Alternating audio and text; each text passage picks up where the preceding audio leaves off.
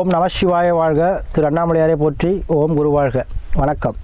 அனைத்து ஆன்மீக அன்பர்கள் அனைவருக்கும் இந்த சிவடியன் சிவகுருஜி சிவராஜனின் அன்பு கலந்த வணக்கங்கள்.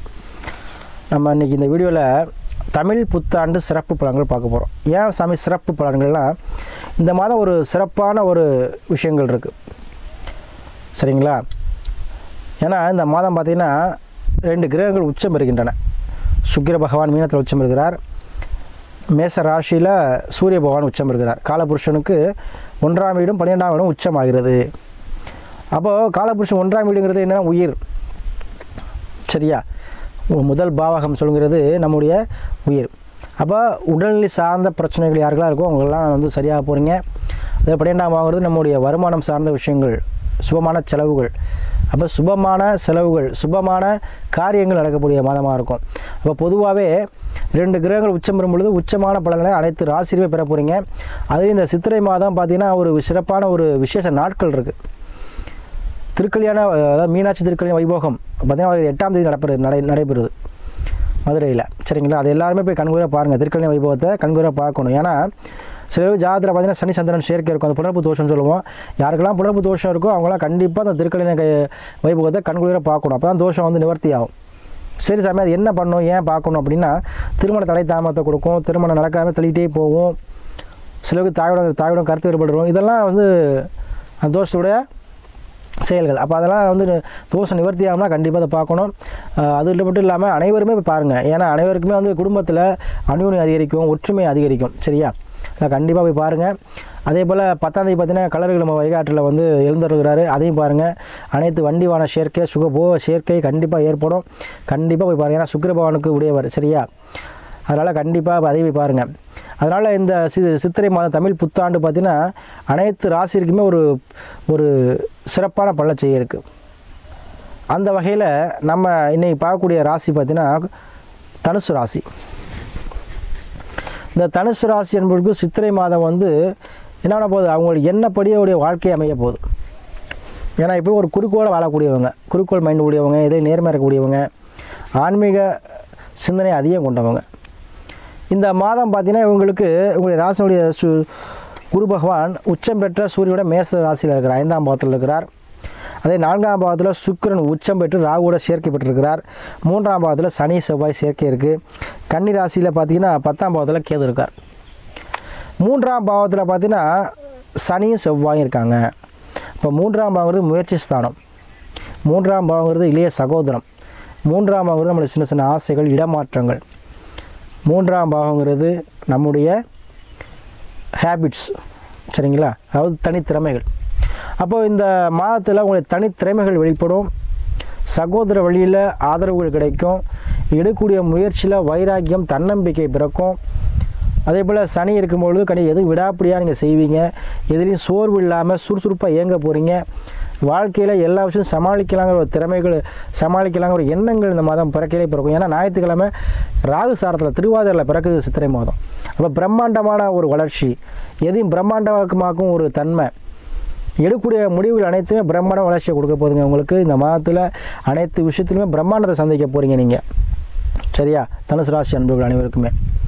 அதே போல் உங்களுடைய 4ஆம் பாவத்தில் சுக்கிர பகவான் உச்சம் ராகுவோட. அப்போ 4ஆம் பாவம் ஒரு சொத்து பாகம், கண்டிப்பாக சொத்து சேர்க்கை ஏற்படும். ஏதோ ஒரு வகையில் ஒரு வண்டி வாகனமோ, இல்லை இடம் சம்மந்தப்பட்ட சொத்தோ, சரிங்களா?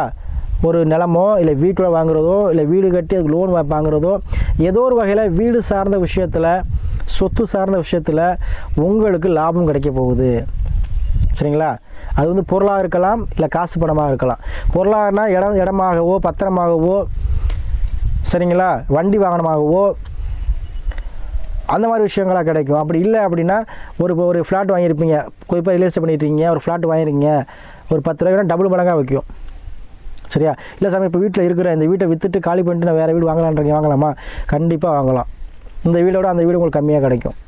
அந்த மாதிரி இடம் சம்மந்தப்பட்ட விஷயங்களில் உங்கள் லாபங்களை பெறப்போகிறீர்கள். 4 சுக்கிர உச்சம், உடல்நிலை ஆரோக்கியத்தில் மேம்பாடு கிடைக்கும், சரியா? சுகஸ்தானம், சரியா? உடல் ஆரோக்கியம் மேம்படும். அதே போல் தாயுடன் இருந்த கருத்துக்கள் மூலம் தாய் மூலமாக உங்களுக்கு அனுகூலம் கிடைக்கும், தாய் வழி சொத்துக்கள் கிடைக்கும். சரி, நிறைய பேர் கேட்பீங்க, நிறைய வீட்டில் பார்த்தீங்கன்னா அவங்க அப்பாவோட அம்மா தான் அப்பா மாதிரி இருப்பாங்க. அந்த மாதிரி ஒரு குடும்பத்தில் அவங்க மூலமாக உங்களுக்கு பாக்கியங்கள் கிடைக்கும். ராகு சுக்கிர இணைவு கண்டிப்பாக திருமணம் சார்ந்த விஷயத்தில் அதீத தடைகள் இருந்தாலும் அதை நீங்கி உங்களுக்கு திருமணம் நடக்குங்க. அதே காம எண்ணங்கள் அதிகரிக்கும், கணவன் மனைவி அனுநியங்கள் அதிகரிக்கும். ஏன்னா 5ல் குரு வந்து இருக்கிறார் மேச ராசியில், அதுவும் உச்சபெற்ற கிரகத்தோடு இருக்கிறார். கண்டிப்பாக குழந்தை பாக்கியம் இல்லாதவங்க யாராக இருந்தாலும் சரி, கண்டிப்பாக இந்த மாதம் நீங்கள் ப்ரே பண்ணுங்கள், உங்களுக்கு கண்டிப்பாக குழந்தை பாக்கியம் கிடைக்குங்க. அதே போல் உங்களுக்கு குழந்தைகளால் மகிழ்ச்சியான செய்திகள் கிடைக்கும். ஏன்னா சூரிய உச்சம் வருது, கண்டிப்பாக குழந்தைகளுக்கு அரசு வேலை உண்டு.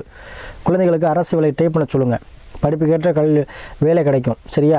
அதே காம்படிட்டிவ் எக்ஸாம்லாம் எழுத சொல்லுங்கள். 5ஆம் பாவங்கிறது உங்களுடைய ஆழ்மன எண்ணங்கள். ஆழ்மன எண்ணங்களில் இருந்து அந்த பிரச்சனைகள், அதாவது ஒரு மனுஷனுக்கு நிறைய நாள் ஏக்கங்கள் இருக்கும். மனுஷனாக பிறந்த ஆசைகள் இல்லாமல் இருக்காது. ஒவ்வொருவரும் ஆசைப்படும் பார்த்தீங்களா, சின்ன சின்ன ஆசைகள் இருக்கும் இல்லை, அந்த ஆசைகளுக்கு காரணம் யார்? நம்ம சுக்கிர பகவான்.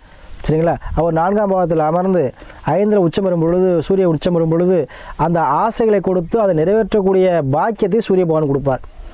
அப்போ உங்களுக்கு கண்டிப்பாக அரசு வேலை வேணுங்கிறவங்க தனுசு ராசி என்பது யாராக இருந்தாலும் சரி, இங்கே சாமி நான் படிக்க வேலை எனக்கு எப்படி அரசு கிடைக்கும், நீங்கள் எல்லாம் உங்கள் மயம் படிச்சிருந்தா உங்கள் மயம் கிடைக்க போகுது.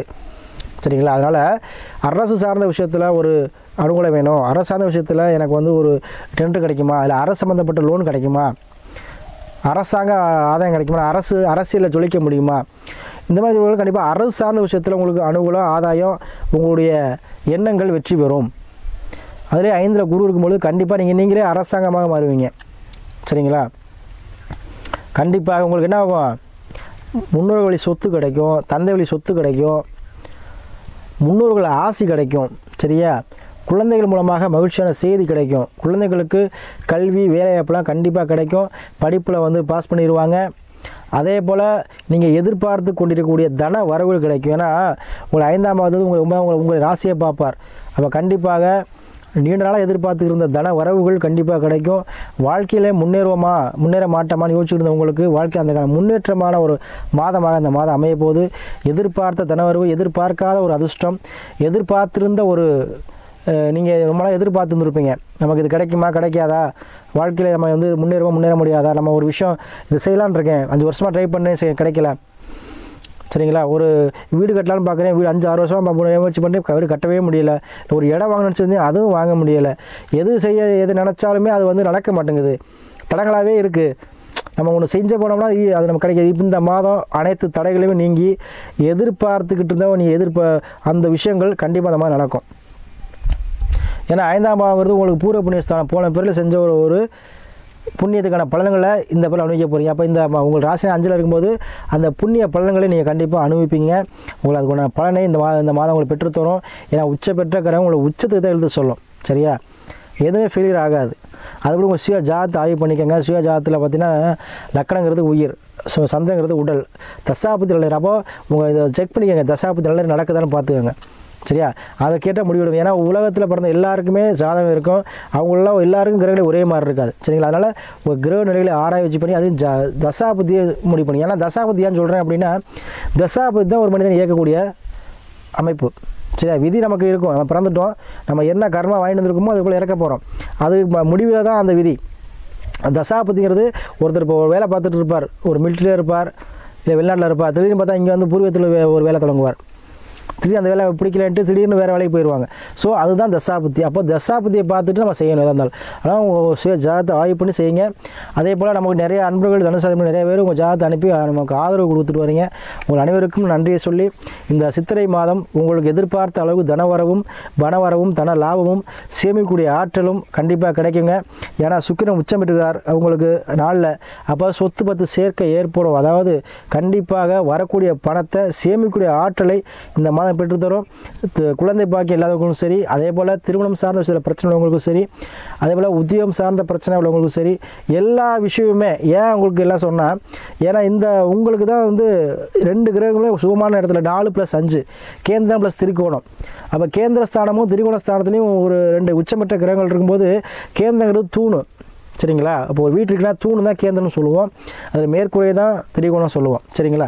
அப்போ உங்கள் எப்படி இந்த ஒரு தூண் வந்து ஒரு வீட்டை தாங்குதோ அதுபோல் நீங்கள் வந்து என்ன பண்ண போகிறீங்க, உங்கள் குடும்பத்தை தாங்கக்கூடிய அளவிற்கு, உங்கள் குடும்பத்தை வறுமையிலிருந்து மீட்கக்கூடிய அளவிற்கு, உங்கள் குடும்பத்தோட மகிழ்ச்சியை தரக்கூடிய அளவிற்கு இந்த மாதம் உங்களுக்கு தனவரவை அதிகமாக கொடுக்கும். சரிங்களா? கண்டிப்பாக இந்த மாதம் தனுசு ராசி அன்புகளுக்கு தமிழ் புத்தாண்டு ஒரு அருமையான ஒரு புத்தாண்டாக அமைப்பது பிறக்கையிலே உங்களுக்கு அருமையாக இருக்க போதுங்க.